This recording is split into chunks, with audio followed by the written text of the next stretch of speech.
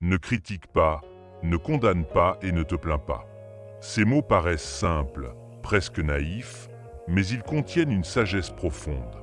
Si tu veux vivre en paix avec les autres et avec toi-même, commence par les comprendre avant de les juger. La critique est facile, immédiate, instinctive, mais elle est stérile.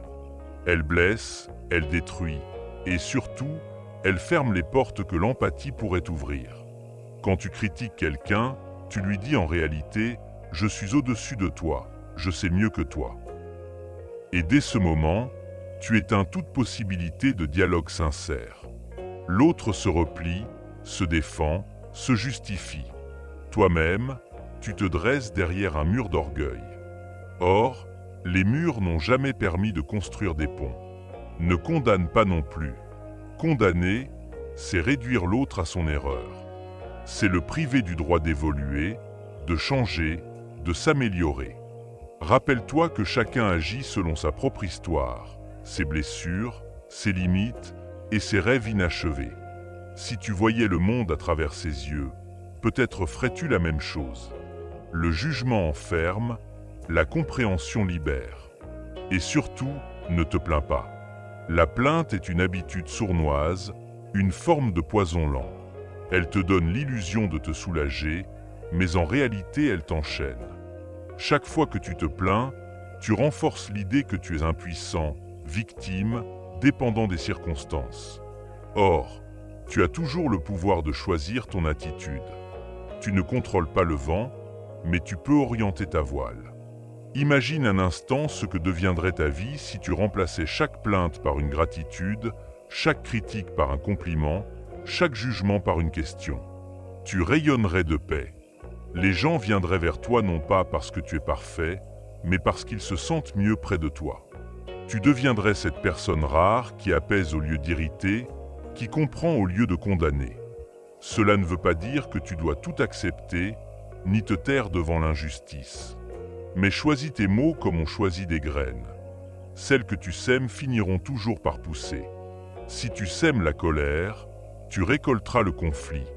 Si tu sèmes la bienveillance, tu récolteras la confiance.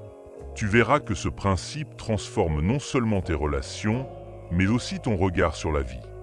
Quand tu cesses de critiquer, tu découvres la beauté cachée dans l'imperfection. Quand tu arrêtes de condamner, tu fais place à la tolérance.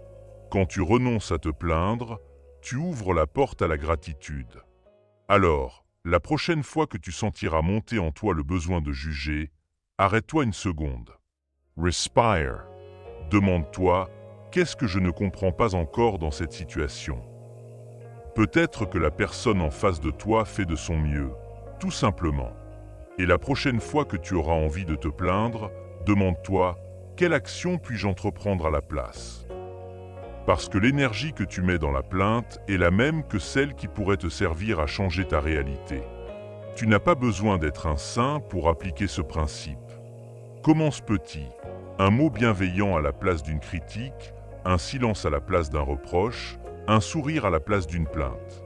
Peu à peu, tu verras que ton entourage changera aussi. Le monde extérieur est souvent le miroir de ton monde intérieur. Si tu veux que les autres cessent de juger, commence par cesser toi-même. Souviens-toi, ta parole peut être une arme ou un baume. Tu peux l'utiliser pour blesser ou pour guérir.